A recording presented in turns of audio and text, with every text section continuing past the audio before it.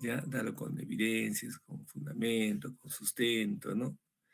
Ya les he pedido que por favor eviten mal usar Internet y ellos piensen por ustedes y no ustedes piensen con su propio cerebro, ¿no? Entonces, repito nuevamente, ¿ya? ¿Se encuentra el delegado antes que me olvide?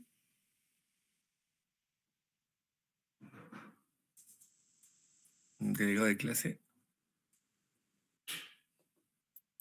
Sí, profesor. Y hasta sí, para que anote usted y por favor un mensajito en el WhatsApp, ¿ya? La actividad consiste en que los mismos grupos que formaron el día viernes, ¿se acuerdan? Y crearon un enlace que lo compartieron por el WhatsApp, esos mismos grupos se vuelven a reunir y van a responder esta pregunta. ¿Cómo debería ser la educación en el Perú? Tres características y de cada característica, ¿cómo se puede lograr eso que ustedes indican de que debería ser la educación en el Perú? Listo, 15 minutos, ¿correcto? ¿Se entendió? Está bien, profesor. Ya está. Entonces, por favor, adelante. Yo en cualquier momento ingreso a los grupos para ver cómo están trabajando.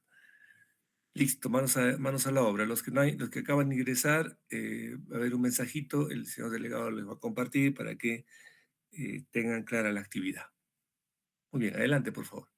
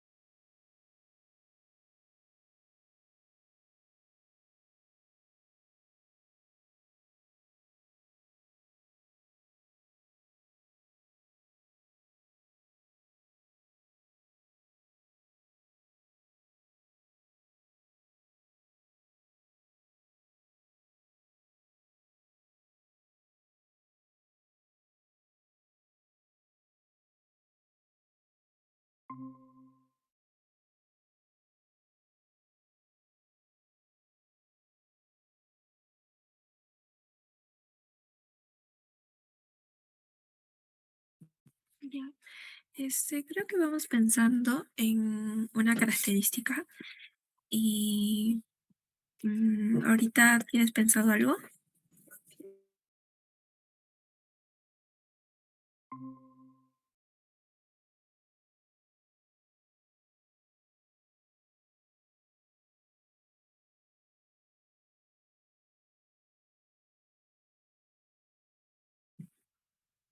¿Alguien ya pensó en una característica?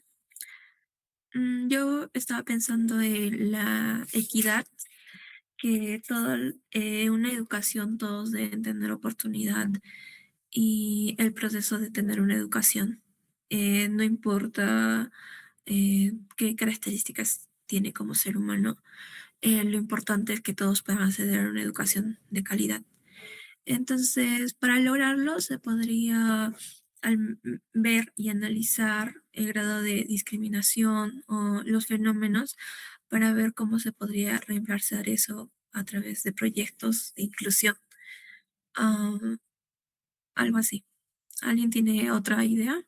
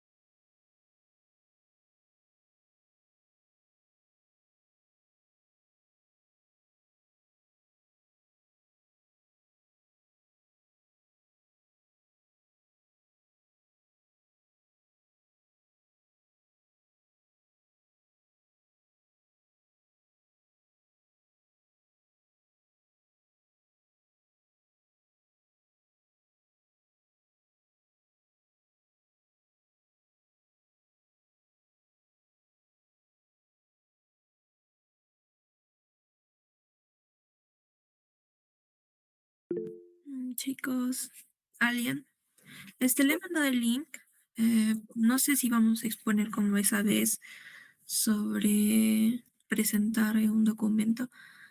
Así que creé un documento ahorita para que pongan sus ideas.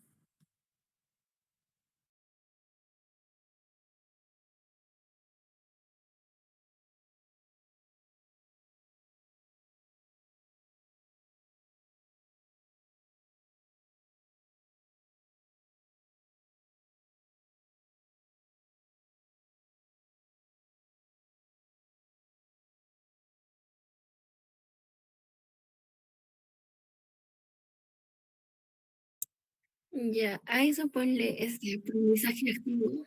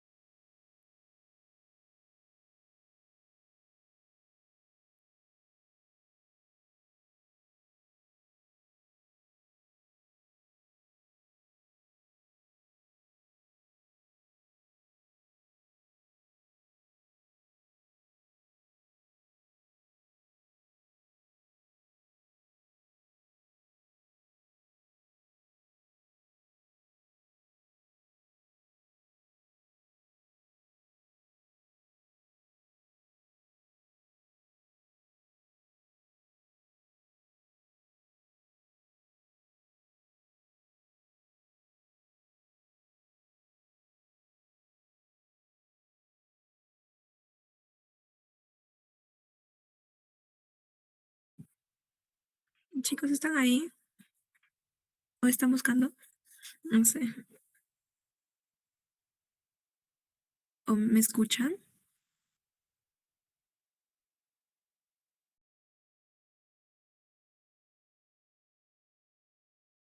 Ya, chicos. Para exponer, si el profesor dice que expongan, ya no lo yo ya hice una vez. Bueno, no con ustedes, pero alguien podría exponer.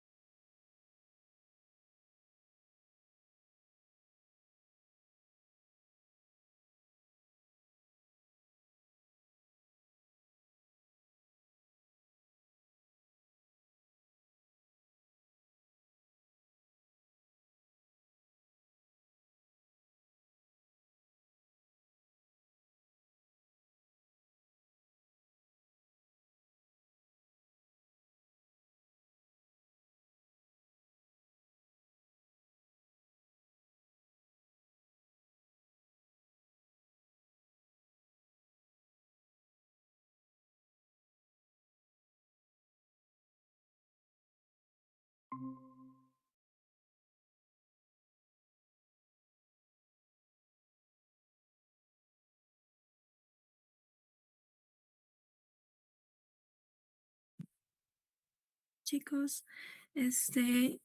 Creo que ya están escribiendo en el documento cuáles son sus ideas. ¿Me podrían decir? Yo estaba hablando de la equidad, pero quisiera también escuchar sus ideas.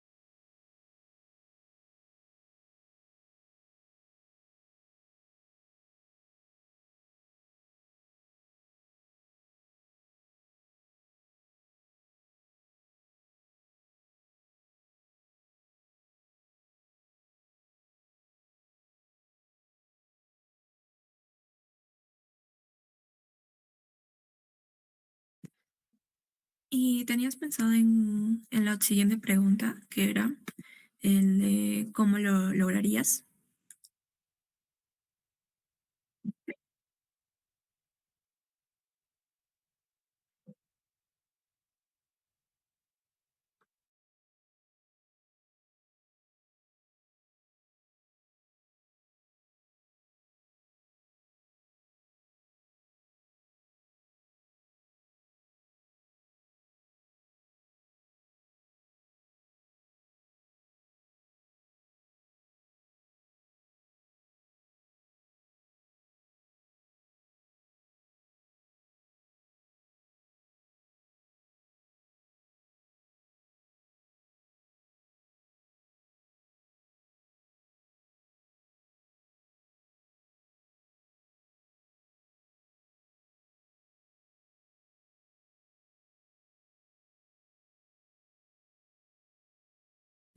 Fernando Pacompía, ¿estás presente?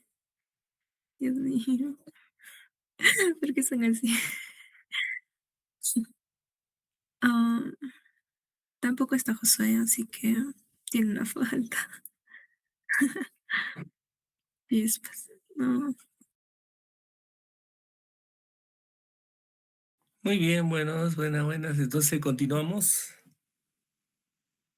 Continuamos con el trabajo.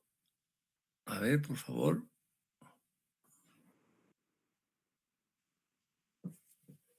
Sí, se encuentran los grupos.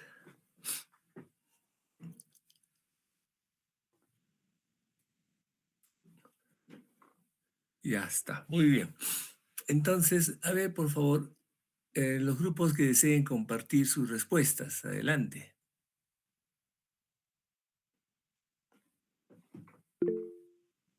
Adelante, adelante, adelante, adelante, adelante, Juliet.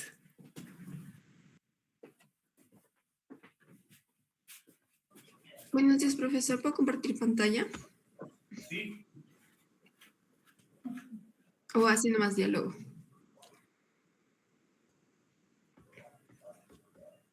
¿Sí? Bueno, entonces sin pantalla. Em, Nosotros hemos planteado tres características que consideramos que la educación debe ser inclusiva e igualitaria. Todos los estudiantes, sin importar su religión, su procedencia o idioma, deben tener las mismas oportunidades de aprender. ¿Cómo lo lograríamos? Mejorando la infraestructura de las escuelas rurales, ya que muchos estudiantes no tienen la accesibilidad que nosotros tenemos. Por ejemplo, veía un caso hace poquito. Sí, pues proyecta, ya. Veía un caso hace poco de que en un pueblito, una escuela de estudiantes les habían robado, ¿cómo se llama?, los insumos de alimentación y era una escuela internado y no tenían acceso al agua. Y eso no es justo porque nosotros aquí en la ciudad a veces hasta cancelamos las escuelas porque no tenemos agua. Y ellos, a pesar de no tener agua o tener el agua a 1 kilómetro de distancia, siguen con sus clases. Y deberíamos de mejorar esas condiciones, brindar acceso a internet y tecnología, respetar y enseñar las lenguas y cultura del país y aparte escuelas más inclusivas. ¿A qué me refiero con esto? A que generemos, por ejemplo, hay estudiantes que no tienen las capacidades de movilidad para subir escaleras y generarles rampas o comprar libros en sistema braille para que puedan entender o generar esa capacitación para nosotros. En la característica número 2, moderna y orientada al pensamiento crítico. La educación no debe basarse solo en memorizar, sino en enseñar y analizar, crear y resolver problemas. ¿Cómo lo lograríamos? Con la capacitación constante a los docentes. Nosotros, como futuros docentes, debemos estar constantemente capacitados porque la educación va avanzando y nosotros debemos estar a la vanguardia de ello. Para usar metodologías dinámicas y tecnología educativa, promover proyectos, debates y trabajo en equipo. Y la tercera es formadora de valores y ciudadanía. La escuela debe enseñar respeto, responsabilidad, honestidad y cuidado del medio ambiente. Lo realizaríamos haciendo actividades de convivencia, de participación, quizás con los recreos participativos. Debemos de incluir educación ambiental y ética en las clases, quizás que cada estudiante tenga una propia planta o adecuarnos a las necesidades o al entorno de la realidad que lo necesita. Fortalecer la relación entre familia y escuela, porque si nos llevamos bien con la familia y sabemos cómo es estando en su casa y en la escuela, podemos mejorar la educación del estudiante, conociéndolo completamente. Esa sería nuestra parte. Les hago una pregunta, ¿no? Sigan compartiendo. Sí. Sean sinceros. ¿Han usado la IA?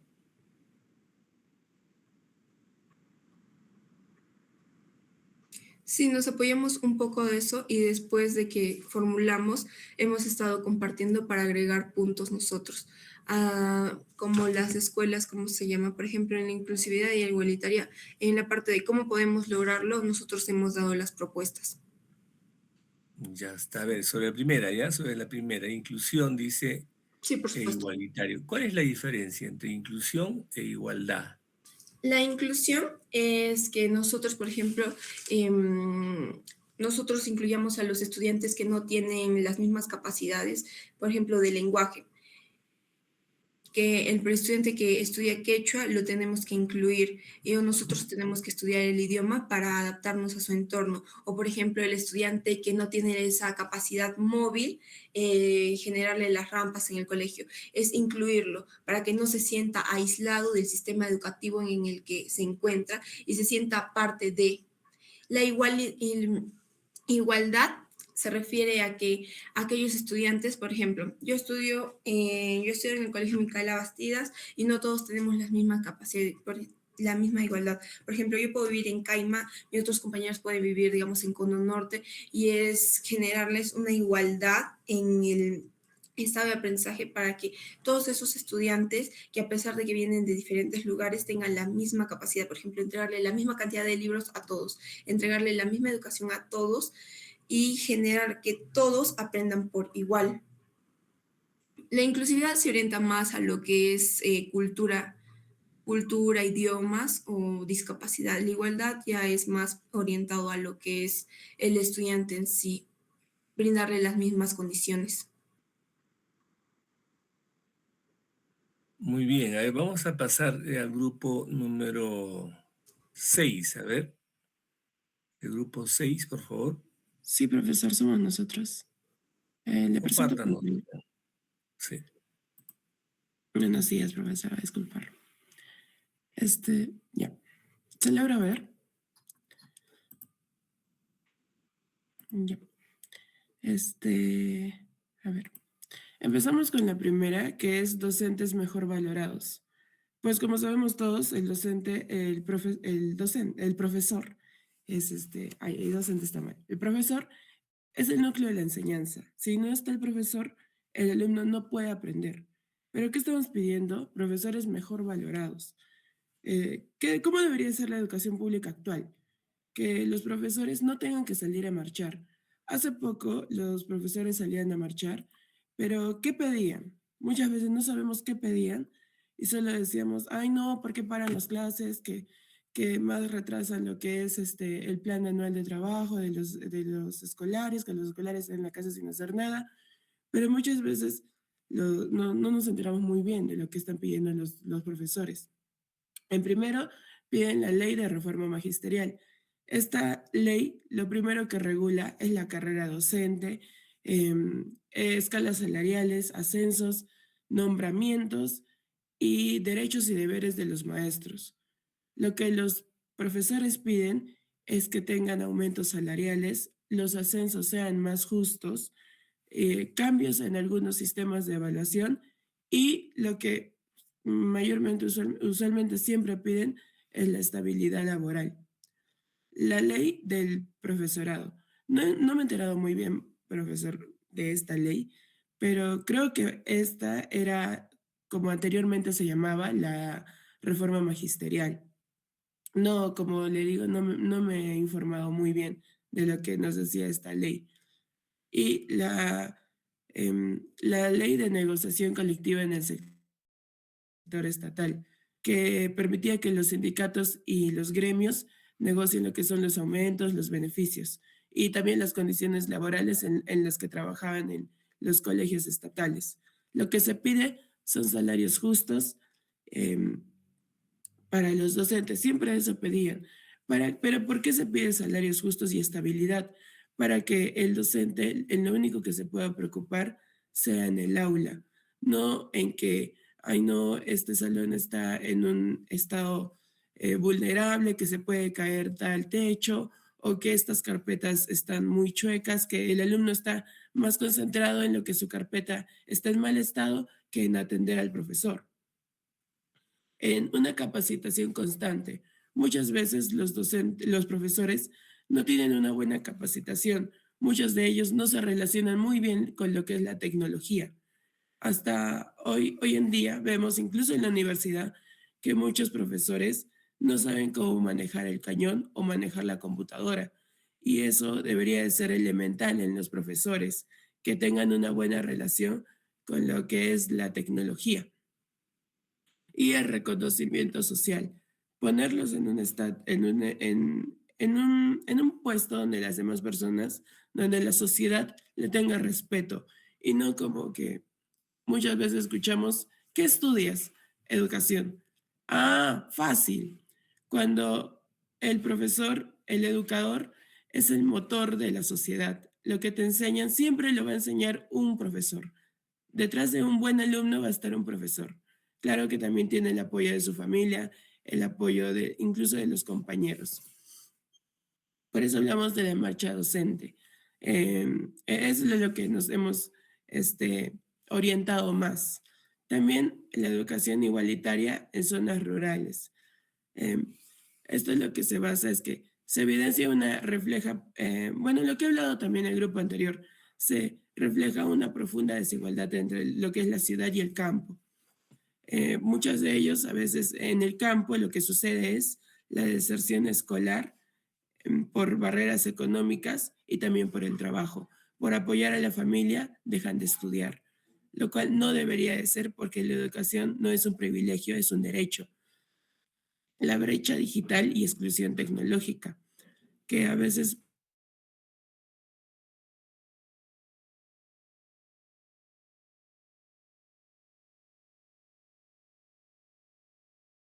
¿Qué pasó? acceso, y también junto con ello tenemos que hablar muy bien y lo que también se relaciona con nuestra propuesta número 3, que era la educación moderna y tecnológica, es saber si vamos a implementar computadoras o laptops.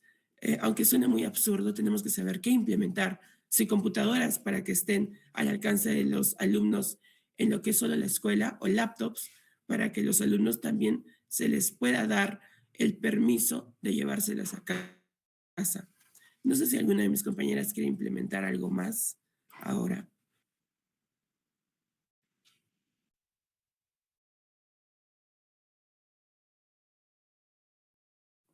Bien, muchas gracias. Ahí nomás entonces vamos Mi a trabajo es fácil porque uso explicar por qué esa pregunta, ¿no? Y qué importancia tiene en el curso de gestión educativa. Porque, como bien les había indicado en clases, ustedes no van a ser solamente profesores de historia, no es que van a enseñar historia y así va a ser el resto de su profesión, digamos, ¿no? Sino que a partir de la profesión, ustedes pueden desenvolverse en ONGs, en ministerios que no sean solamente de educación, podrían ser de salud, de promoción de la mujer, incluso de justicia, etcétera, ¿no? Es decir, el campo de trabajo del profesor no solamente es enseñar, y ustedes no están solamente pensando en cómo enseñar mejor a los estudiantes, ¿no? Sino la labor es ser profesional de la educación, es decir, más completo, más integral, ¿no? De tal forma de que pueda aportar, contribuir con varios aspectos de la vida educativa, ¿no? No solamente enseñanza, material, y estar en el aula, que definitivamente es bonito, interesante, pero que no es lo único que se hace, ¿no? Si el profesor solamente estuviese en aula y ese fuese su labor, no requeriría que estudie 5 años, ¿no? Podría ser 2 años, como alguien dijo en un momento, ¿no? Que los que estudian historia, lo que decimos historia pura, ¿no? Esa historia, hagan un curso de 1 año, de 2 años, y de didáctica, pedagogía, uso de materiales, y de esa forma podrían ser profesores de historia. Los que estudian matemática, decimos matemática pura, digamos, no matemática, en el área de ingenierías, que hagan un curso, 2 cursos de pedagogía, de didáctica y ese en matemática. Los que son literatos, literatura, que estudian literatura o filosofía, etcétera, que hagan un curso o 2 cursos en un semestre, 2 semestres, a lo mucho un semestre sería, ya pues que enseñen filosofía, pero ¿para qué estudiar 5 años para ser profesor? No tiene sentido, dicen algunos, ¿no? Y pareciera obvio, para el que no conoce parecía obvio, parecería lógico, ¿no? Que todos esos profesionales hagan cursos de pedagogía didáctica y se pueda enseñar. La respuesta que damos es de que no solamente enseñamos, no solamente hacemos docencia. La gestión está en nuestro campo de trabajo. Alguien dice, pero eso puede estar un administrador, un ingeniero industrial, incluso un economista, ¿no? O hasta un abogado lleva en derecho administrativo. Un administrador sería lo más adecuado que dirijan las escuelas, uno que conozca la administración. Y nosotros decimos, no es que estamos hablando solo de administración, estamos hablando de gestión. Y la gestión es un todo que tiene que ver con administración, con gerencia y sobre todo con la parte pedagógica, porque la gestión educativa no solamente es administrar personal, horarios, materiales, recursos. Es eso, claro que sí, mantenimiento, fondos, eh, gestión de permisos, licencias, etcétera, pero básicamente es liderazgo pedagógico. Por eso que un administrador puro, digamos, uno que ha estudiado solo administración en la universidad 5 años, no necesariamente es el más indicado para dirigir una escuela, pero tampoco un profesor que no conoce administración. Necesita conocer los principios, los fundamentos, las leyes, las normas, etcétera, etcétera, y sobre todo la pedagogía, la didáctica, para poder dirigir una escuela. Hay todo un debate, ¿no? ¿Quién debería dirigir? ¿No? En todo caso, que en el Ministerio de Salud no haya de ministro un médico, que haya un administrador, que en el Ministerio de Trabajo no haya un abogado, un profesional, un trabajador social, sino que un administrador, que todos tengan los administradores que dirijan, que administren las escuelas, los hospitales, que el presidente del país sea un administrador. ¿Qué mejor que un administrador? ¿Acaso el administrador solamente conoce administración, personal, presupuesto, conoce otras cosas más? Sí, seguramente. Hay todo un debate. Nosotros defendemos nuestra carrera, nuestra profesión, en el sentido de que es básicamente pedagógico o educativo, si se quiere, ¿no? No es como yo aplico la administración a la educación. Para algunos, igual ocurre con la psicología, ¿no? Que haya un psicólogo en las escuelas, pero hay muchos aspectos de trabajo psicopedagógico que la debe hacer un profesor, no un psicólogo. La psicopedagogía está en el campo de la educación, de nuestra carrera. Por eso que nosotros podemos hacer labor psicopedagógica, no digo psicológica, psicopedagógica. Puede ser un psicólogo o un profesor, pero no cualquier profesor, un profesor que requiera conocimientos de psicología. Tampoco no es un improvisado que no sabe mucho de psicología o nada y asume esta labor de psicopedagógica, ¿no? Entonces, la pregunta que está formulado en esta oportunidad es un poco desafiante, ¿no? Tal vez sé que ustedes recurren a la IA y eso hace que no piensen, sino que otro piense por ustedes, ¿no? ¿Cómo debería ser la educación, ¿no? Y qué características debería tener. Todo lo que han producido está en su bitácora, no se olviden, ¿no? Todo lo que trabajamos está en su bitácora. Muy bien. Para ver este tema, quiero recordarles que en el capítulo 2, en la unidad 2, estamos trabajando ya no propiamente lo que es el diagnóstico, lo que no significa que ya no hay que saber nada del diagnóstico, claro que sí, hay que conocer, pero ahora estamos ingresando a todo lo que tiene que ver con políticas educativas y con normas educativas. Le decíamos que en esa parte del curso nos lo vemos politólogos y nos lo vemos abogados, ¿no? Juristas, aunque también hay conceptos, ¿no? Que es abogado, litigante, consultor, jurisconsulto, etcétera, ¿no? Hay roles. El abogado no es que litiga, litiga es el que está, litis viene de conflicto, es el que está en un juicio, ¿no? Puede ser civil, penal u otro, y está en una de las partes, ¿no? Abogando, advocatus el llamado, ¿no? El que está defendiendo a una de las partes. Ese es el abogado litigante. Pero el abogado también puede ser asesor, que no necesariamente litiga, ¿no? O no es la esencia de su profesión. El asesor da información, orientaciones, acompaña a empresas, sindicatos, instituciones para precisamente evitar o no tener dificultades y eso reduzca la litis, el conflicto, ¿no? No todo es juicio, ¿no? A veces uno te asesora, dicen, a veces conviene perder aquí y allá que meterte en un juicio, porque en un juicio va hasta 2, 3 años y hay, hay un problema económico y al mismo tiempo un desgaste emocional, ¿no? Lo que implica un juicio, te notifica, tienes que ir, a veces te detienen, etcétera, etcétera, ¿no? Entonces, mejor vale un mal arreglo que un buen juicio, dice, ¿no? Entonces, el abogado asesor no es que necesariamente litiga. El consultor es un abogado que otros abogados lo buscan para tener sus orientaciones, sus puntos de vista, porque es una persona muy docta, muy culta, muy preparada en un campo muy específico del derecho y dan los lineamientos, las orientaciones, escriben libros, hacen doctrina, que llaman en el derecho, ¿no? Doctrina, que son los fundamentos teóricos, que es y que no es, en algunos casos trabajan en universidades, institutos o centros de investigación jurídica, ¿no? Entonces, fíjense, puede haber litigante, puede haber asesor, puede haber consultor y seguramente otras opciones. Igual ocurre con los profesores. ¿Ya? En esta parte, entonces, nos estamos viendo politólogos, o sea, estudiando qué pasa con las políticas educativas y además estamos teniendo que ver con el derecho. ¿Ya? ¿Cuál es la evidencia que van a presentar? Una infografía o un video. Van a hacer un video en este caso, ¿no? De las principales políticas o normas según lo que lo vamos a encargar. Y de eso hay una rúbrica, ¿no? Estos son los temas de exposición para el próximo lunes. ¿Sí? El tema número 8 lo va a hacer el grupo número 1. Atención, delegado. El tema número 8, el grupo número 1. El tema 7, el grupo 2. El tema 6, el 3 y así sucesivamente. De tal forma que el grupo 8, ¿qué tema tendría el grupo 8? Pregunto. Objetivos de desarrollo sostenible, Eh, profesor. exacto, sería el tema 1, ¿no es cierto? Estamos invirtiendo, ¿no? Estamos invirtiendo, ¿no?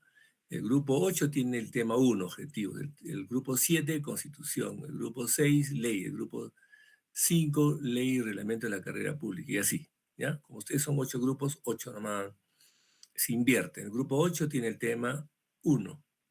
El grupo 1 tiene el tema 8, ¿ya?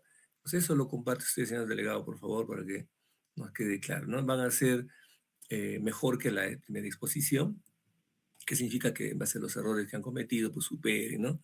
No se trata de correr, ni se trata tampoco de no exponer nada, ¿no?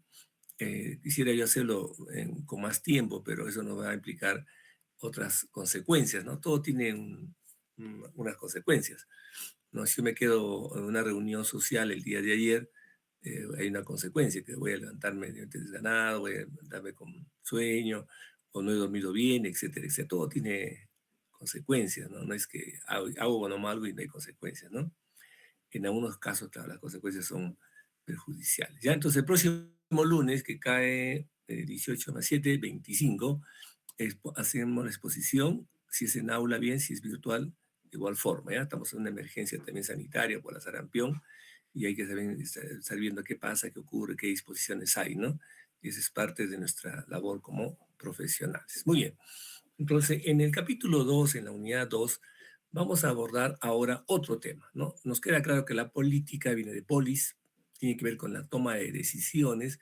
Maquiavelo le llamó el arte de gobernar, ¿no? La política no se refiere a algo negativo, algo feo, algo desagradable, corrupción, política, Congreso, política Fujimori, política Montesinos o política, no sé, pues, ¿no? Alguien que no está haciéndolo bien, ¿no? Política tiene que ver con las decisiones que se toman pensando en el bien común, ¿no? La política pensada desde los griegos, ¿no? Que es el bienestar, el bien común, el diálogo, ¿no? El diálogo, la argumentación para hacer algo bien. En ese sentido habría que retomar la política, ¿no? Por eso, si usted me pregunta, profesor, ¿usted está haciendo política ahorita? Por supuesto, estoy haciendo política. Y si alguien dice que no está haciendo política, está haciendo un tipo de política que es el llamado apoliticismo, ¿no? Entre comillas, porque en realidad no hay apoliticismo. Es el que dice, yo no soy ni A ni con B, yo me llevo bien con el perro, fulano, con el gato, con el cocodrilo y con el león. Me llevo bien con todos porque para mí todos somos hermanos, todos somos humanos. Claro, está partiendo de la idea de que la política en sí misma es pelearse, enfrentarse, ¿no?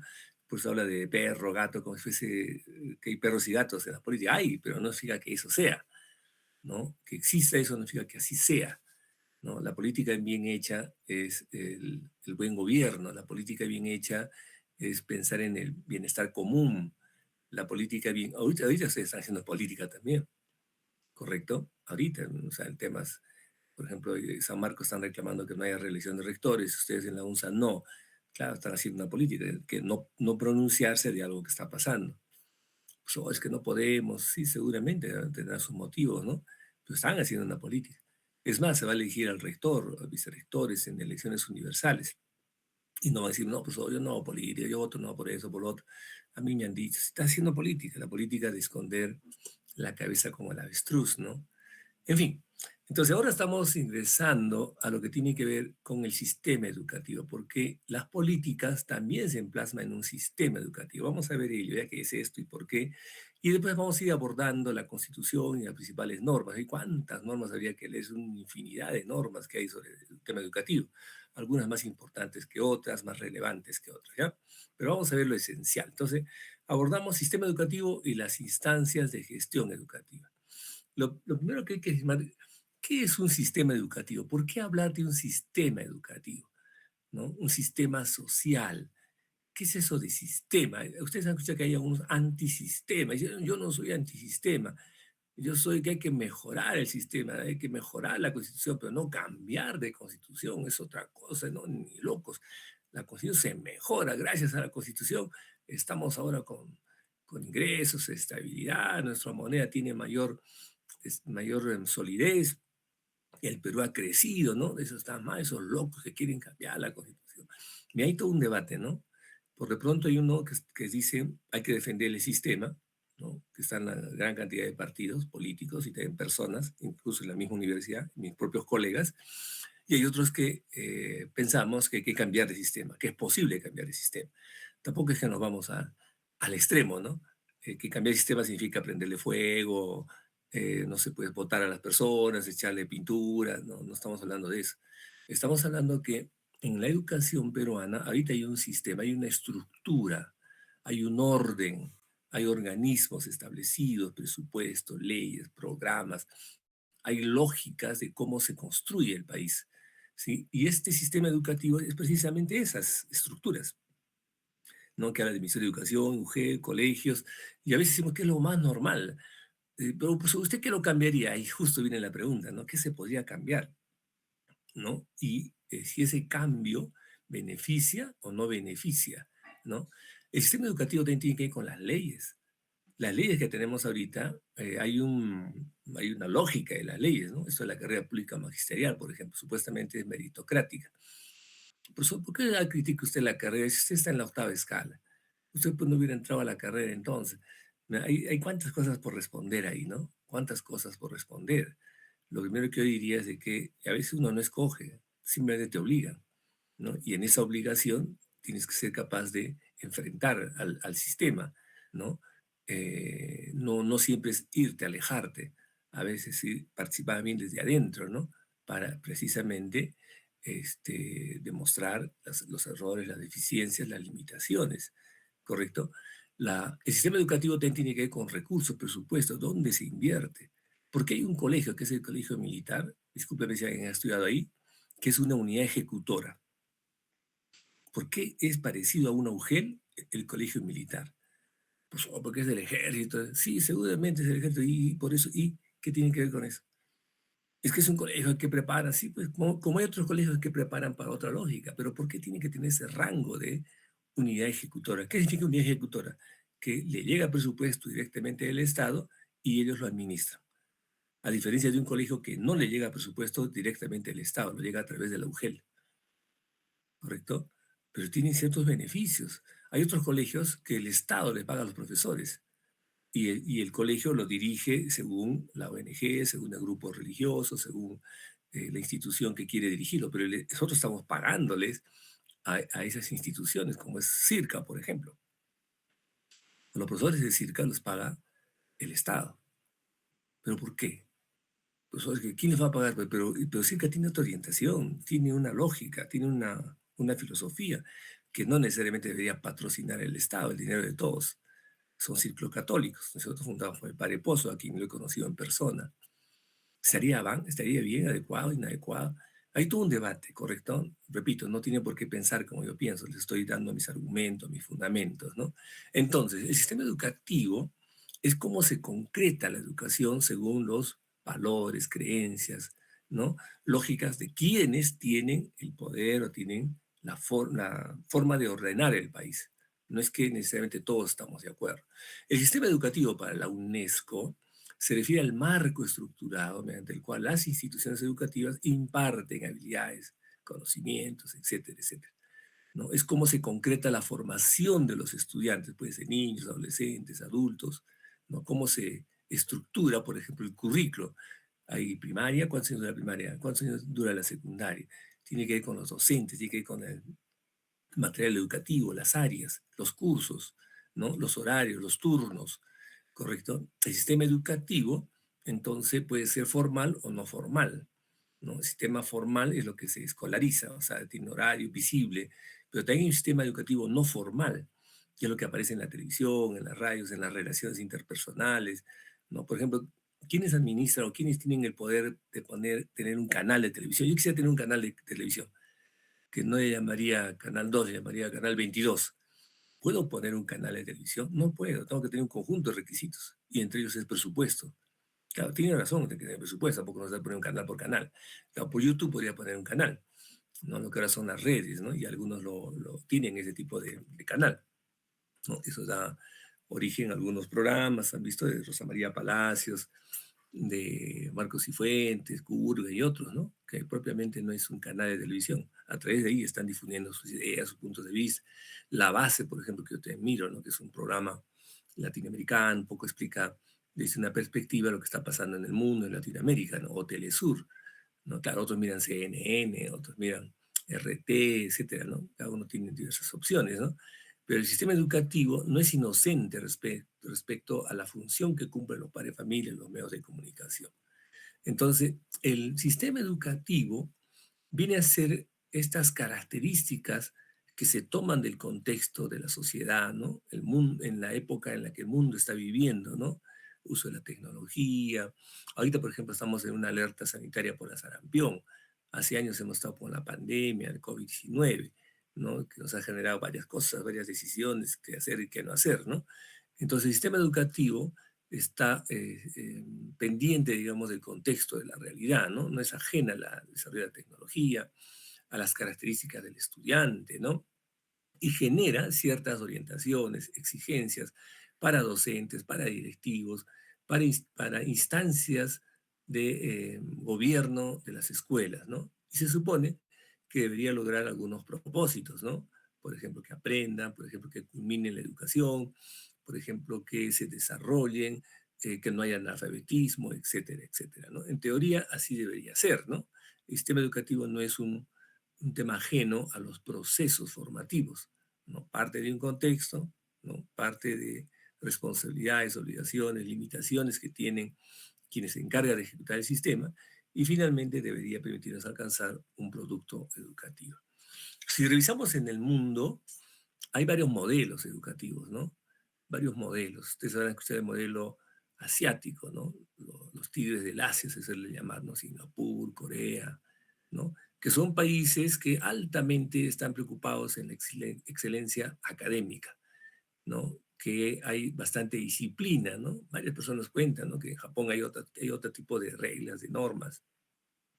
Cuando vas a cruzar la calle y no hay ni un carro, pero hay un semáforo, tienes que esperar que el semáforo te dé la pasada, por más que no haya ni un carro. Dice, es que nadie me mira, es que si no hay nadie en la pista, ¿por qué voy a esperar el semáforo? Aparte que estoy apurado. No, lo tienen incorporado ellos, ¿no? No van a cruzar porque hay un semáforo, ¿no? Esa elevada disciplina que puede ser de repente a veces exagerada, les ha funcionado en ese país, ¿no? En el caso del Perú no es así, ¿no? Hay países, acá todavía hay unos, ¿no? Perú, de que tú quieres cruzar la calle y hay un poste en un lugar adecuado, que tú aprietas un botón y obligas a que el semáforo se ponga en rojo. O sea, el peatón es el que dirige las señales de tránsito. Claro, no es que cada rato van a poner tampoco, ¿no? Hay ciertos criterios. Pero de lo más normal, ¿eh? Incluso en Chile, bueno, acá en Lima también hay, en algunos lugares de Lima, San Isidro, por ejemplo, ¿no? Hay un poste que usted quiere cruzar la pista, los carros están pasando, se aprieta un botón y hace que el semáforo se ponga en rojo. Usted cruza, pasa un tiempito y otra vez se activa la circulación de carro, ¿no? Entonces, en estos países de los tigres del Asia hay bastante evaluación, bastante respeto al profesor, porque el profesor es otro profesor, de repente, no es el profesor que tenemos ahora, ¿no? Que seguramente tiene algunas deficiencias, dificultades, ¿no?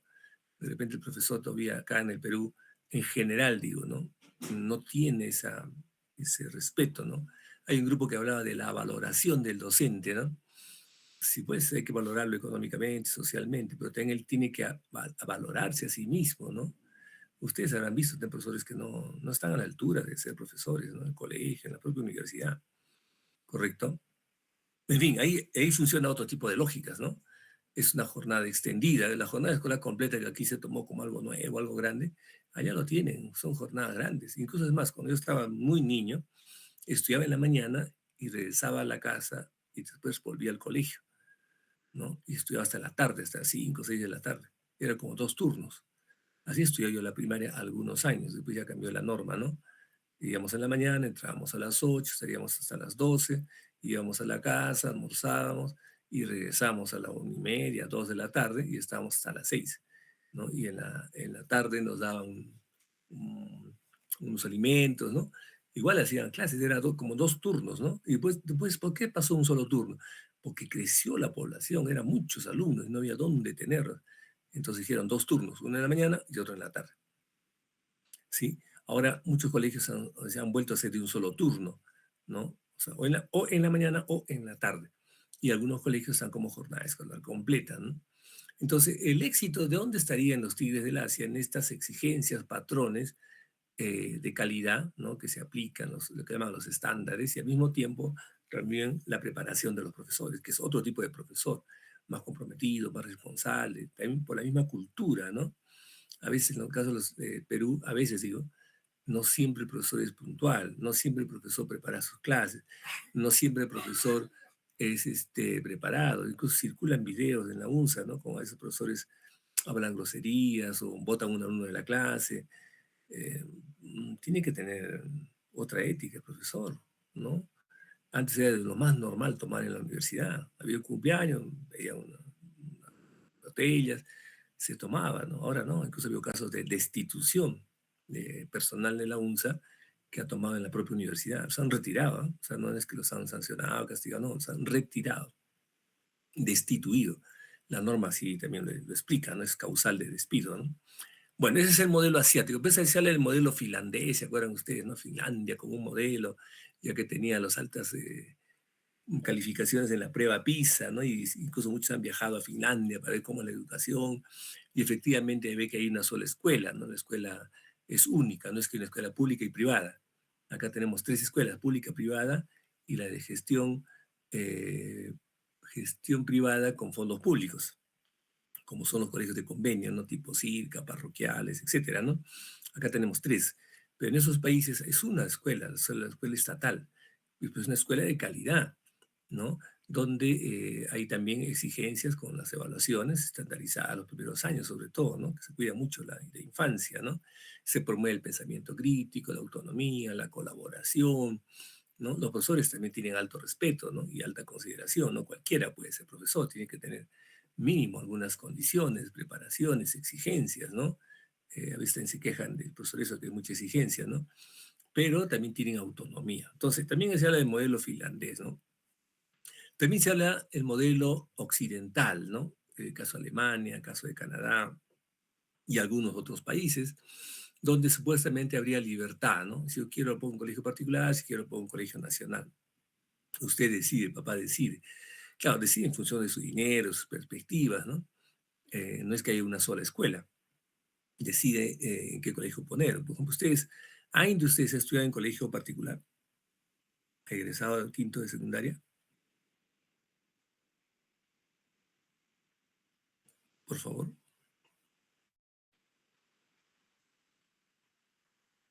Nadie. Ujú. ¿Alguien de ustedes ha terminado en colegio parroquial o de convenio, tipo CIRCA? Levante la manito. Ya. Silvia, Miguel, correcto. Ya. ¿Alguien de ustedes ha terminado en colegio militar o colegio del ejército? ¿Alguien? Ya. ¿Alguien de ustedes ha terminado en colegio de puro varón? Quinto de secundaria, puro varón. Ahí están, Diego. También Augusto. También Cristian. Ajá. ¿Alguien ha terminado en colegio de pura mujer, pura dama, señoritas? A ver, ahí está. Juliet, Mari, Sayuri. Ya. ¿Alguien de ustedes ha terminado en colegio mixto? Mixto, varones y mujeres. Parece la mayoría, ¿no? Ujú.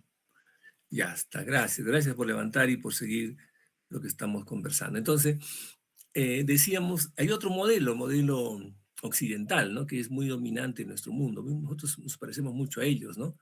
Supuestamente el currículo es flexible, ¿no? En el sentido de que los colegios tienen más autonomía, ¿no? Ha visto que colegios particulares no siguen los mismos cursos que siguen los colegios estatales.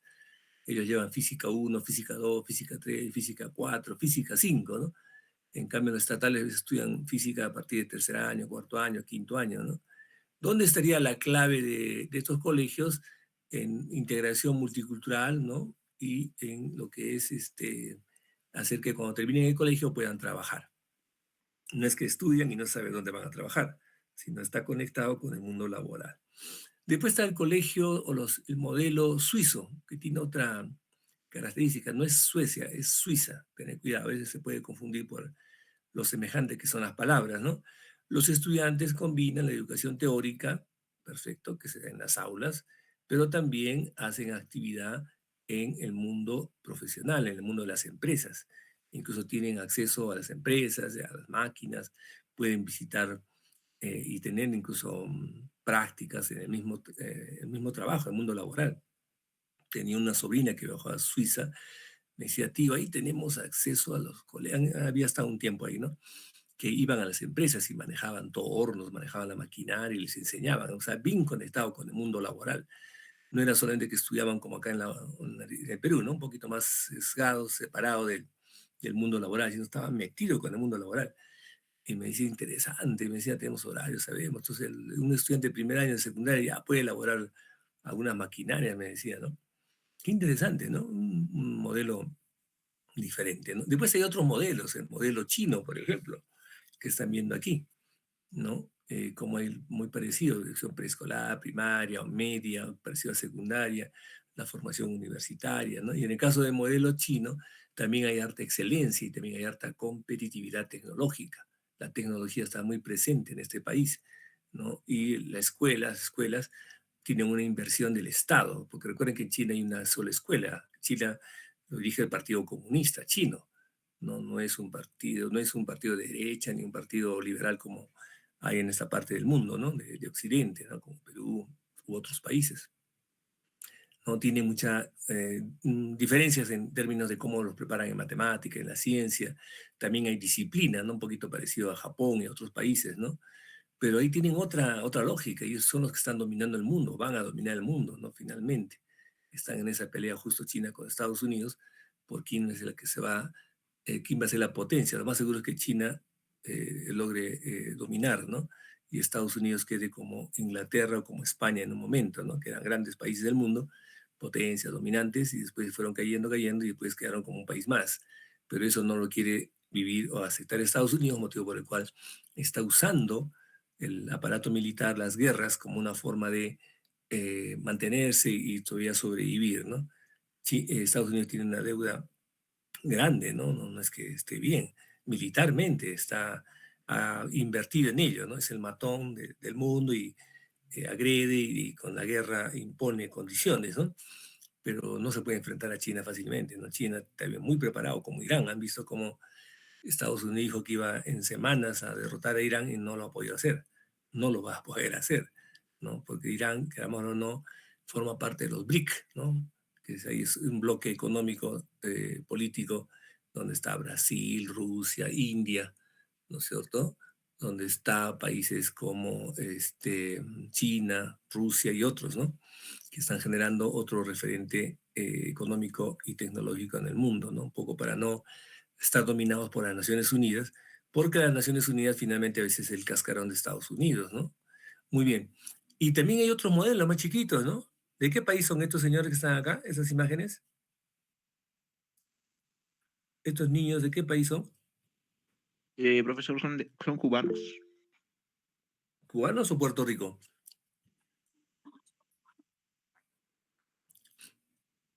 ¿Cuál es la diferencia entre la bandera cubana y la bandera de Puerto Rico?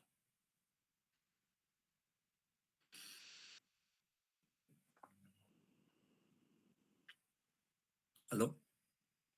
La estrella, dice, ¿no? ¿Dónde la estrella? ¿Cómo así que la estrella?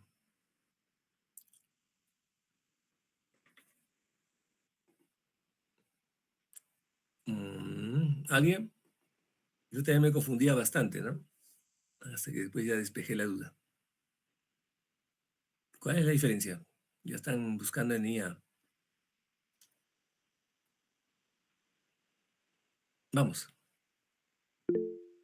Ahí está, dígame, Flor. Bueno, estaba investigando y la diferencia es que la bandera de Cuba tiene tres franjas azules y dos blancas, mientras que la de Puerto Rico mantiene, bueno, esta misma disposición, pero con los colores invertidos, ¿no? Tres franjas rojas y dos blancas. A ver, repito otra vez, nuevamente. La bandera de Cuba tiene tres franjas azules y dos blancas, mientras que la de Puerto Rico tiene tres franjas rojas y dos blancas. O sea, la diferencia radica en el color, no tanto en el diseño.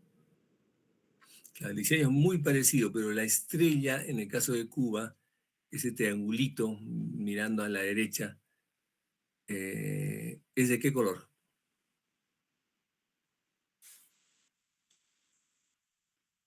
Uh-huh.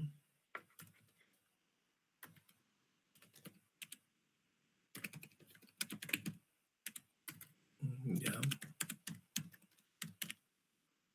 A ver, ustedes que son de otra generación. Déjate presentar. Aquí está. Ventana. No, Chrome. Ahí está. Esto se deben haber encontrado si han buscado por internet, ¿no es cierto? Ahí están viendo la bandera de arriba es de Puerto Rico y la bandera que está acá abajito es de Cuba. O sea, la estrella está en un fondo azul en el caso de Puerto Rico y en el caso de Cuba la estrella está en color rojo. Y como bien dice su compañera, son los mismos colores, sino que está invertido. En el caso de Puerto Rico, las franjas extendidas son rojas. En cambio, en el caso de Cuba, estas franjas, estos rectángulos son de color azul, ¿no? Son bien parecidas, ellos tienen su explicación, ¿no? Ya está. Entonces, en este caso que se había mostrado, estos niños son de Cuba, ¿no es cierto? Son de Cuba. Y ahí también podríamos hablar del sistema cubano, ¿no? ¿Qué cosas tiene el modelo cubano? Ahí se habla mucho de equidad, ¿no? Y el internacionalismo, ¿no?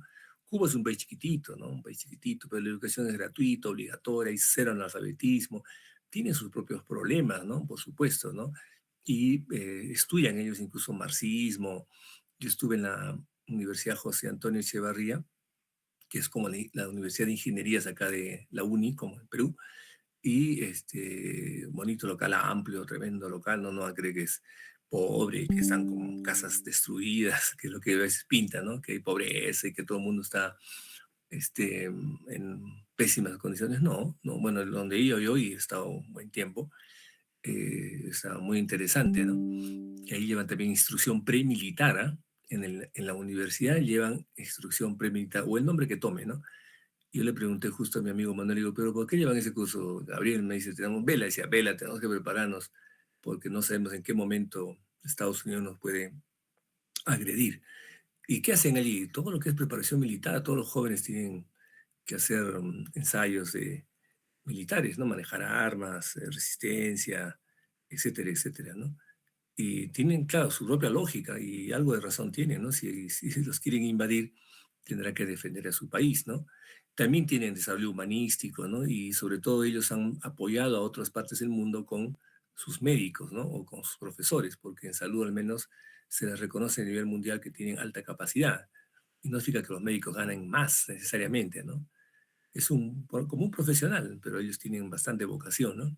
Bueno. También podríamos hablar de modelo ruso, etcétera, etcétera. La pregunta es esta. ¿Quién se atreve a responder esta pregunta? ¿Qué modelo debemos imitar? ¿Qué dicen? Voluntarios.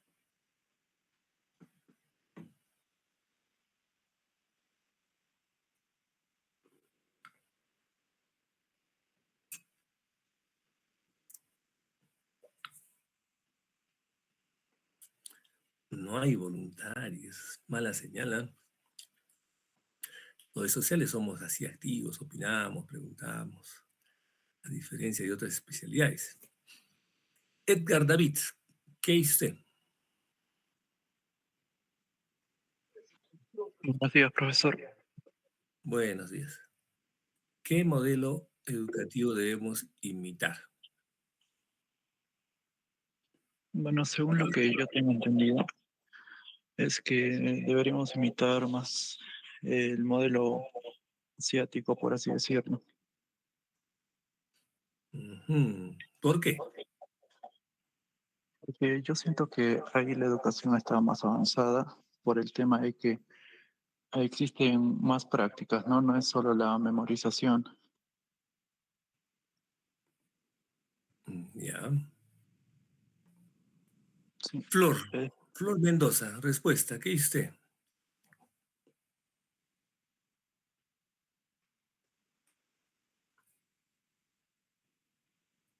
Profesor. Flor. Ya, Ujú. sí. Bueno, en mi caso, mm, no le daría en sí un modelo en específico, ¿no? Podríamos sacar algo de cada modelo educativo, ¿no? Que se pueda, de alguna manera, se pueda adaptar a nuestro contexto, ¿no? Por ejemplo, del modelo asiático, lo que yo podría tal vez, lo que yo podría, eh, lo que yo podría sacar para lo que es nuestro Perú es la disciplina, lo que es también la evaluación constante y el gran respeto hacia la figura del docente, que es lo que también muchas veces en el Perú no tenemos, ¿no? Ese respeto que se le tiene a la figura del docente en el Perú nos hace bastante falta. Y, por ejemplo, de otros modelos como eh, lo que son el modelo occidental de Canadá, Países Bajos y Alemania. Por ejemplo, esos currículos flexibles y rutas vocacionales, ¿no? Porque prepara al estudiante para el mercado laboral desde ya, ¿no? Ya está, muy bien, gracias, Flor. Miren, podría haber muchas Diario en este respuestas, ¿no? país. Podría haber muchas respuestas. Quizás la respuesta, crear un modelo propio que dice Diego, debería ser la respuesta que tengamos, ¿no? O sea, no tener un modelo que copiar, porque somos países muy distintos. Lo que funciona en China funciona por cuántas razones, ¿no?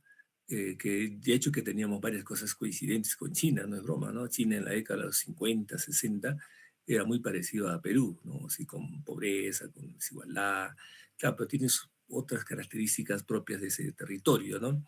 Y podríamos ir sacando de toditos y formar un modelo peruano, es casi como un Frankenstein, diría, ¿no? Pero no es tanto crear un modelo imitado, ¿no? Lo que decía María ahí, ni calco ni copia, creación heroica, decía, ¿no? Es decir, no necesitamos estar imitando a uno. Sí, hay que tomar lo bueno, ¿no? Pero imitarlo, querer ser como ellos, no necesariamente, ¿no? Deberíamos tener un modelo educativo propio, ¿no? Pero que responda a las necesidades educativas. Este que están viendo ahorita, esta imagen, habla de los países con mejor educación, claro, depende de quién lo diga, ¿no? Es Euroinnova, ¿no? Primero está China, después está Singapur, ¿no? Miren cómo están distribuidos los países que tienen mejor educación. Ahí no está Estados Unidos, por ejemplo, ¿no? Sí está Corea, está Canadá, ¿no?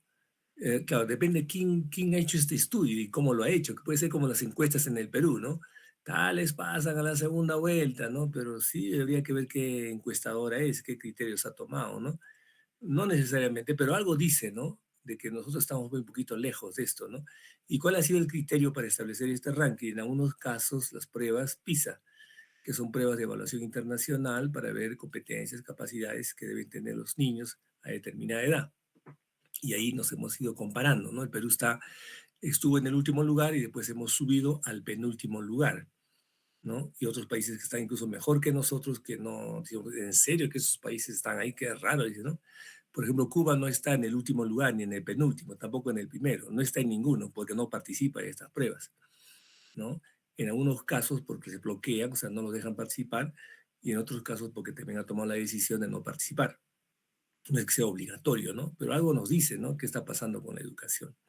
Entonces, en el caso del sistema educativo peruano, tiene etapas y modalidades. Según la Constitución, hay dos etapas. La educación básica, que básicamente, como dice el nombre, esencialmente busca la formación integral de los estudiantes. Es decir, la esencia, ¿no? Es como un edificio que debe tener el primer piso, digamos, ¿no?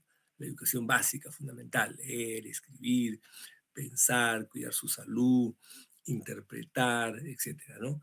Y después está la educación superior, ¿no? Así está en el caso peruano, educación básica y educación superior. Y educación superior está básicamente dedicado a lo que es investigación y especialización, ¿no? Se supone que ahí se hallan los profesionales, los académicos, los estudios. En el caso peruano tenemos tres maneras de brindar educación. La educación básica regular, que estimo que casi todos han terminado ahí, la educación básica alternativa, dirigida para jóvenes y adultos que no han terminado la educación básica por edad, trabajo, etc. La educación básica especial, para estudiantes que tienen alguna condición hacia abajo o hacia arriba. Puede ser tan pronto que tengan, por ejemplo, autismo, síndrome de Down, etc. Pero también podría ser hacia arriba, talentosos, superdotados, genios, ¿no? Y también está la educación superior técnica, pedagógica y, por supuesto, la educación universitaria. Es en el caso de la educación superior, ¿no? Técnica, institutos como Norio Delgado, Pedro Pedías. La pedagógica ahora en las escuelas de educación superior, ESPA, sea ISPA, y que se va a convertir en universidad, dicen. Y por supuesto la educación universitaria, ¿no? Y además está la técnico-productiva, que no es necesariamente educación superior, está casi en el medio entre la educación básica y la educación universitaria, ¿no? Gráficamente se vería así, ¿no? Por ejemplo, un niño de 11 años, ¿dónde se supone que está? ¿En la primaria o en la secundaria? Según el modelo del sistema educativo peruano. 11 años, ¿dónde estaría?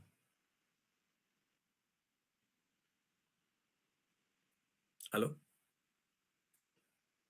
En la primaria, En la primaria, ¿no? Y uno que tiene 12 años, 13 años, en la secundaria, en la secundaria. Sin embargo, hay normas que han permitido que casos muy extraordinarios, a pesar que tienen 12 años, podrían estar en la secundaria, ¿no? O 13 años podrían estar en la secundaria. Pero si ya tienen 14, 15 años, sí o sí tendrían que estar en la secundaria o en la educación básica alternativa, ¿no? La educación básica alternativa, yo digo casi siempre, entre broma y en serio, es desde los 15 años hasta los 150 años. ¿No? En la norma dice 14 años, ¿no? Pero 14 en el sentido si nunca has estudiado, 15 si es traslado, ¿no? ¿Qué significa esto? Que si nunca has estudiado en la escuela nada, entonces 14 años puedes estar en la EVA, básica alternativa. Pero si has estudiado, has estado siguiendo primaria, secundaria, y quieres trasladarte o dejaste de estudiar 10 años, 20 años, tendrías que tener 15 hacia arriba, ¿no? Hacia arriba. Y ahí está la educación básica especial, que tiene casos, pues, de estudiantes con dificultades o con talentos, pero no es que todos estén allí, porque ahora está el tema de la inclusión. Es decir, estudiantes que tienen algunos rasgos que son atendibles están en la básica normal, la básica regular. No es que tienen que estar separados, ¿no? Allá los que están malitos, separados. Síndrome de Down, separado. Tú tienes lentes, no miras bien, para aparte. Tú eres gordito, sobrepeso, aparte. Tú eres muy flaco, aparte. Acá están los normales. Digo, no es tanto los normales. Hay que tener cuidado con el concepto que es normal. ¿Qué es eso de normal? En peso, talla, no, pues me refiero a lo que están enfermitos. ¿Enfermitos? ¿Qué es eso? El síndrome de Down no es una enfermedad. Tener cuidado también. Entonces hay que tener, este gráfico orienta, ¿no? Lo tienen que incluir en su bitácora, por supuesto, ¿no? Y ahí está la educación superior no universitaria, mal llamado no universitaria porque no debería llamarse así, porque ahí no se define por el no. O sea, yo soy no peruano, yo soy no arequipeño, así no se define uno, ¿qué eres, no? Por eso que sea la educación universitaria, educación superior técnica y educación superior tecnológica, ¿correcto? Entonces, fíjense que está así el sistema educativo peruano. Y por otro lado, el sistema educativo peruano también podríamos encontrarlo gráficamente aquí, ¿no? Que estamos viendo ahí los ciclos. Los ciclos, está bien, la educación inicial tiene 2 ciclos. La educación primaria tiene 3 ciclos. La educación secundaria, 2 ciclos. ¿No? Si un niño tiene aproximadamente 12 años, ¿en qué ciclo estaría? Si tiene 12 años, aproximadamente ¿en qué ciclo está estudiando?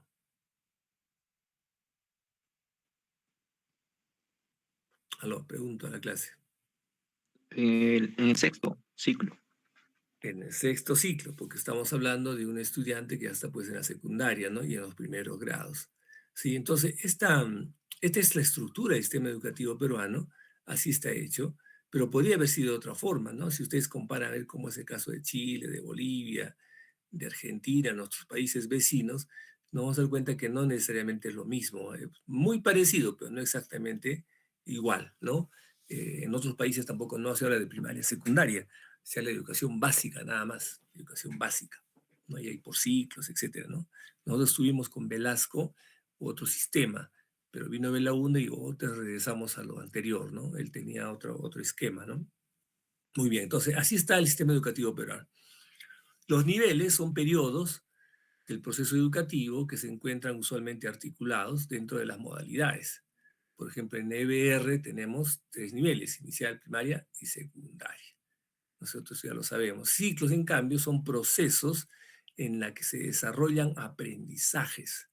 Por eso se habla de primer ciclo, segundo ciclo, tercer ciclo, etcétera, ¿no? Lo que hemos visto en la lámina anterior, ¿no? Ahí están los ciclos. Yo trabajo, por ejemplo, en EVA, básica alternativa. Y tenemos ciclo inicial, ciclo intermedio y ciclo avanzado. No decimos educación inicial, sino son ciclos. No son propiamente niveles, no son ciclos. ¿Ya? Entonces hay que tener cuidado de no confundir, ¿no? Y los programas son conjunto de acciones que lo que busca es responder a las personas que estudian en ese ciclo, ¿no? Programas son esa parte curricular, ¿no? Que se especifica qué deben aprender uno y qué deben aprender otro. Antes recuerden que había cursos separados. Yo he estudiado geografía del Perú, geografía del mundo. Yo he estudiado historia del Perú, historia universal. Pero ahora no, se llama ciencias sociales. ¿no? No es que haya cambiado de nombre, ha cambiado de enfoque. Ya no se estudian cursos, sino se estudian por competencias, ¿no? No por contenido, sino para usar esos aprendizajes para resolver problemas, ¿no? Bueno, en el papel al menos así es, ¿no? Entonces, así es el sistema educativo peruano, ¿no? Gráficamente, nuevamente, estamos viendo niveles, estamos viendo ciclos y estamos viendo aproximadamente años o grados que corresponde cada uno de estos ciclos. A ver, distingan grado de año. ¿Qué es un grado? Grado se refiere al tiempo académico para lograr un aprendizaje. En cambio, año se refiere al año cronológico, 2026, 2027. El año vendría a ser un tiempo calendario, ¿no? Que está dado generalmente de marzo a diciembre. Pero grado es un tiempo académico. Por eso que hay colegios que podrían estudiar en un año 2 grados. ¿Cómo es eso de que en un año hacen 2 grados? A ver, pregunto a la clase. En un año hacen 2 grados. ¿Qué significará eso?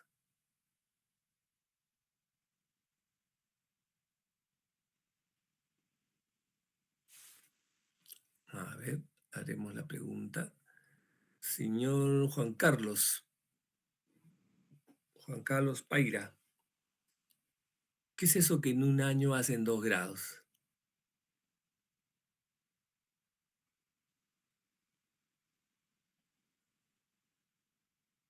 A la 1, a la 2.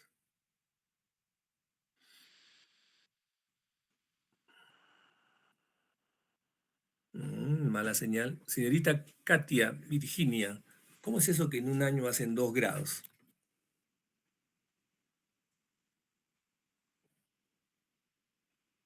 Buenos días, profesor. Buenos días. Según a mi entender, tal vez podría ser en primer año de primaria, Pero ¿cómo sería? donde, bueno, en un grado hacen se presentan de diferentes edades, tal vez eso. Claro, pero no se refiere a años a la edad del estudiante, sino año es el tiempo cronológico. Por ejemplo, ahora estamos en el año 2026. En ese año 2026 hacen 2 grados. Ya. A ver, ¿alguien? Ujú. A ver, dígame usted, Gerson.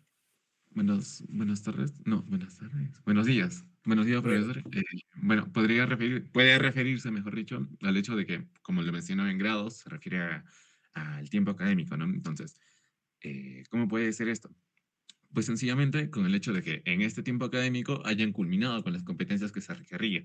Y es por eso que, por consiguiente, pasaron al siguiente grado, ¿no? Esto no afecta en sí a los años, porque como usted lo mencionó, en lo que sería años se refiere a la parte cronológica más, no a la académica. Entonces, pues ahí como que hay una variante que, como se suele confundir, ¿no? Ya, pues eso. por ejemplo, ustedes en este año 2026 están haciendo 2 semestres, ¿no es cierto?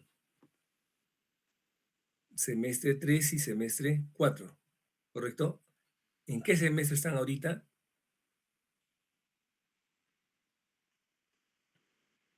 El Tercer 3. semestre, profesor. Tercer Semestre. semestre, claro. Algo así es, ¿no? Semestre equivaldría a 1 grado. Sobre todo esto se da en EVA, básica alternativa. En básica alternativa puede darse el caso que un estudiante acabe toda su secundaria en 2 años, porque en cada año hacen 2 grados.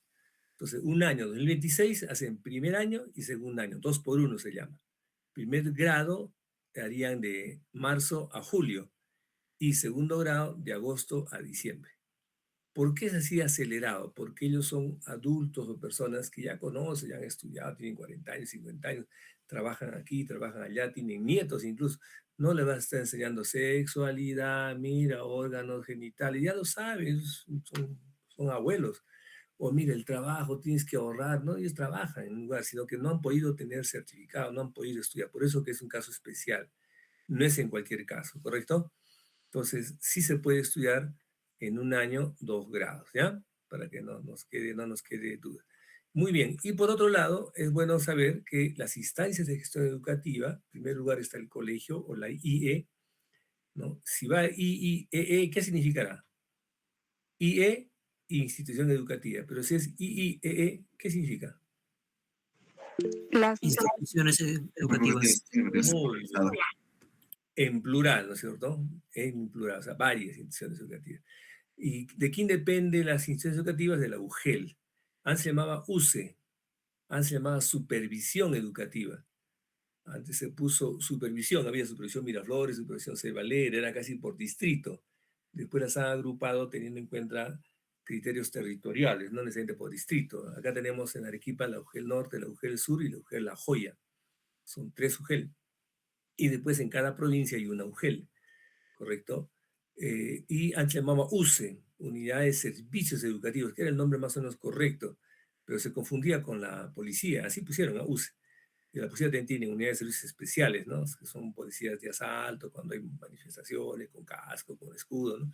Se confundía, así que cambiaron por UGE o UGEL, ¿no?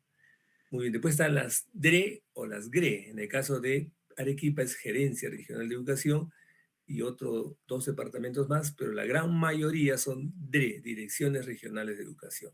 Tacna, DRET, Moquegua, DREMO y así, ¿no? Que es lo mismo, o sea, abarca toda la región, ¿no? Y finalmente el Ministerio de Educación, conocido también como MINEDU, el MINEDU, no la MINEDU, el MINEDU, el Ministerio de Educación, ¿no? Y ahí en el Ministerio de Educación hay un despacho que es la alta dirección, ministro, viceministro, que son cargos de confianza, o sea, que los pone el premier o el presidente de la República, no necesariamente por concurso, ¿no? Es a dedo, digamos, ¿no? De acuerdo a su equipo técnico, qué sé yo, ¿no? Después hay hartos órganos. Yo he trabajado un tiempito en el Ministerio de Educación, ¿no? Para una consultoría, estaba en Lima, es otra cosa, es otra... Ahí ves el Perú, ¿no? En general, digamos, las cosas más importantes, ¿no? Bueno, hay un organigrama también, ¿no? Que ya vimos algo en clase, ¿no? Como hay una estructura visual que dice cómo está organizado las instituciones educativas, ¿no? Y termino planteándoles, esta es la estructura del Ministerio de Educación, que si se dan cuenta es bastante grande, bastante diversa, porque hay hartas oficinas, sobre todo hay 2 viceministerios, ¿no? El Viceministerio de Gestión Institucional y el Viceministerio de Gestión Pedagógica. Son como los 2 pies, ¿no? La parte institucional que tiene que ver con presupuesto, infraestructura, ¿no es cierto? La institución tiene que ver con personal, ¿no? Ascensos, contratos, etcétera. Y la parte pedagógica que tiene que ver propiamente con la enseñanza, ¿no? Cómo se enseña en los colegios, ¿ya?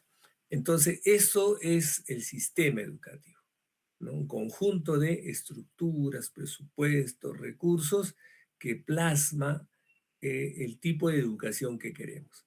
La pregunta que les hice al inicio es, ¿cómo debe ser la educación peruana? ¿No? En realidad hay cuantas cosas que se podría decir, ¿no? Pero eso tiene que estar en un sistema. ¿Se puede cambiar el sistema educativo? Por supuesto se puede cambiar. De repente algo que responda mejor al mundo cambiante, que responda mejor a las necesidades educativas, que atienda mejor al profesor, que haya recursos, etcétera, etcétera. No, no es que como está bien. No, se puede cambiar, se puede transformar. En algunos casos se habla de reforma, en algunos casos se habla de revolución educativa, no solamente reforma, sino una revolución, una profunda transformación. Muy bien. ¿Alguna pregunta, alguna inquietud, jóvenes?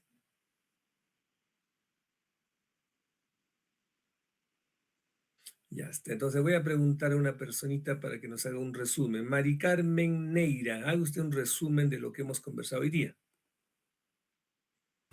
¿Sí, docente? Ok. En cuanto al tema, empezamos, claro, empezamos con un debate acerca de cómo debería ser pues la educación.